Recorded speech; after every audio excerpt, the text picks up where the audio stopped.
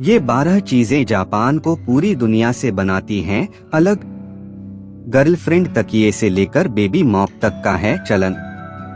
दुनिया भर में मौजूद हर देश की अपनी एक अलग संस्कृति, खान पान और पहनावा होता है, जिससे उनसे अलग पहचान मिलती है। लेकिन इन सभी देशों में जापान सबसे अलग है, जहां आपको एक से बढ़कर एक अतरंगी चीजें देखने को मिल जाएंगी। जापान को टेक्नोपान भी कहा जाता है, क्योंकि यहाँ मौजूद टेक्नोलॉजी दुनिया में सबसे तेज और आधुनिक है। ऐसे में आज हम आपको जापान में कुछ ऐसी चीजों के बारे में बताने जा रहे हैं, जो आपको सिर्फ और सिर्फ इसी देश में देखने को मिलेंगी। जापान के लोग साफ सफाई का बहुत ख्याल रखते हैं, लिहाजा वह अपने घर पर भी अलग अलग तरह की चप्पलों का इस्तेमाल करते हैं।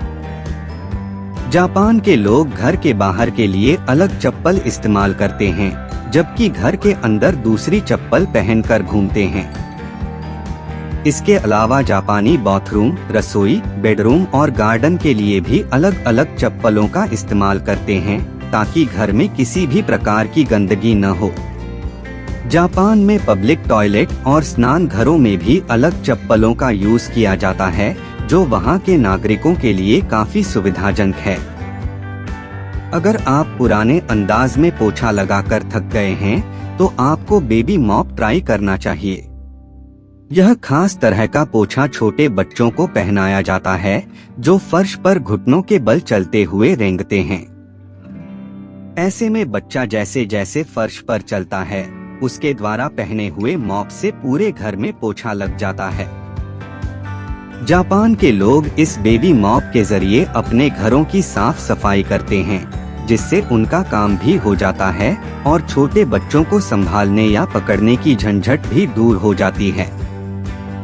क्या आप इस खास बेबी मॉप का इस्तेमाल करना पसंद करेंगे? जापान में लोगों की लाइफ बहुत ही बिजी रहती है, जिसकी वजह से इस देश में लोगों को अकेलेपन का सामना भी करना पड़ता है। ऐसे में अगर कोई व्यक्ति जापान में अकेलापन महसूस कर रहा होता है, तो वह गर्लफ्रेंड या बॉयफ्रेंड तकिया लेकर अपना अकेलापन दूर कर सकता है। इसके अलावा जिन लोगों को गर्लफ्रेंड या बॉयफ्रेंड की जरूरत होती है, वह भी इस तकिए का इस्तेमाल कर सकते हैं। यह तकिया ग्राहक को एक तरह से कंधा प्रदान करने का काम करता है, जिसे एक महिला या पुरुष के शरीर का आकार दिया जाता है। इस तकिया का इस्तेमाल करके युवा अपना अकेलापन दूर करते हैं, जिससे उनका तनाव भी कम होता है। इस खास तकिए में अलार्म क्लॉक भी होता है, जो फिक्स टाइमिंग पर वाइब्रेट होता है और तकिए के साथ सो रहे व्यक्ति को नींद से जगाता है। जापान एक बहुत ही आधुनिक देश माना जाता है, लेकिन यहाँ कुछ बहुत ही अजीबोगरीब चीजें भी होती हैं। जापान में ट्रेन में सफर करने वाले लोगों की संख्या बहुत ज्यादा है, जिसकी वजह से ऑफिस टाइमिंग में स्टेशन पर काफी ज्यादा भीड़ हो जाती है। इस भीड़ को हैंडल करने और ट्रेन में यात्रियों को भरने के लिए पुशर्स को नौकरी पर रखा जाता है, जो लोगों को ट्रेन के अंदर धक्का देते हैं और फिर ट्रेन के दरवाजे बंद करने में मदद करते हैं। पुशर्स अपनी जॉब के दौरान इस बात का ख्याल रखते हैं कि यात्रियों को चोट न लगे और वह सभी ट्रेन के अंदर अच्छी तरह से एडजस्ट हो जाएं। जापान में बड़े बड़े लग्जरी होटल के साथ कैप्सूल होटल का चलन भी बहुत तेजी से बढ़ रहा है, जो आम लोगों को आराम देने के साथ साथ सुरक्षा भी प्रदान करते हैं। इन कैप्सूल होटल्स का किराया बहुत ही कम होता है, जिनका आकार काफी छोटा और आकर्षक होता है। जापान में कैप्सूल होटल की शुरुआत साल 1979 में हुई थी, जो बहुत ही छोटे और आरामदायक कमरे होते हैं। इन कमरों में स्टूडेंट्स से लेकर पर्यटक, बिजनेसमैन और शराबी लोग तक पहुंचते हैं, जो कम पैसों में आरामदायक रात गुजारते हैं। आपने ज्यादातर देशों में कोल्ड ड्रिंक और छोटे मोटे खाने पीने की चीजों के लिए वेंडिंग मशीन का इस्तेमाल किया होगा, जो मॉल या शॉपिंग कॉम्प्लेक्स में देखने को मिलती है। लेकिन अगर आप जापान घूमने के लिए जाते हैं, तो वहाँ आपको हर गली मोहल्ले में वेंडिंग मशीन देखने को मिल जाएगी। इस देश में कोल्ड ड्रिंक, स्नैक्स से लेकर सब्जी, फ्रूट्स समेत घर में इस्तेमाल होने वाली हर चीज वेंडिंग मशीन में आसानी मिल जाती है, जिससे लोगों को काफी सुविधा होती है। आपको यह जानकर हैरानी होगी कि जापान में एक व्यक्ति के लिए 23 वेंडिंग मशीन मौजूद है, जहां आपको जुराबों से लेकर सर्जिकल मास्क तक सब कुछ मिल जाएगा। भारत समेत अन्य देशों में बच्चों को पढ़ाई लिखाई करने के लिए स्कूल भेजा जाता है, जहां वह कोई अन्य काम नहीं करता है। लेकिन अगर जापान की बात की जाए तो इस देश में बच्चों को पहली क्लास से ही साफ सफाई के बारे में सिखाया जाता है। जापान के बच्चे स्कूल में पढ़ाई करने के साथ साथ साफ सफाई के गुण भी सीखते हैं, क्योंकि इस देश में सफाई को बहुत ज्यादा तवज्जो दी जाती है। इसलिए जापान में स्कूल खत्म होने के बाद बच्चों को झाड़ू पोछा लगाते हुए देखना बहुत ही आम बात है। जापान में बुलेट ट्रेन बहुत ही तेजी से चलती है, जिससे यात्रियों को लंबा सफर तय करने में बहुत ही कम समय लगता है।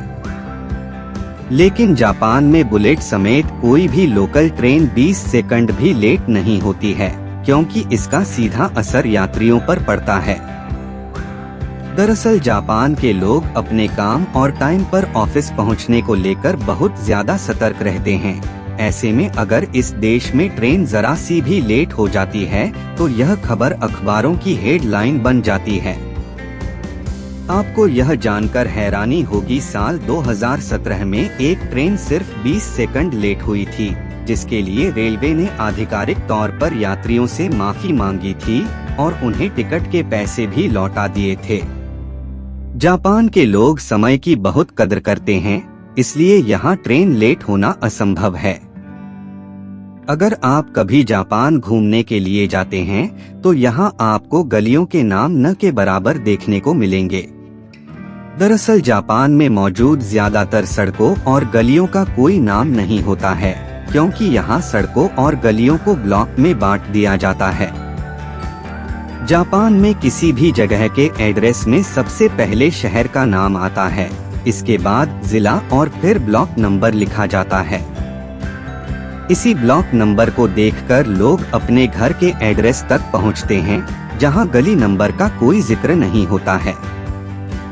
जापान में बहुत ही ऊंची और गगनचुंबीय इमारतें मौजूद हैं, जहां नागरिकों की सुविधा के लिए लिफ्ट भी होती है।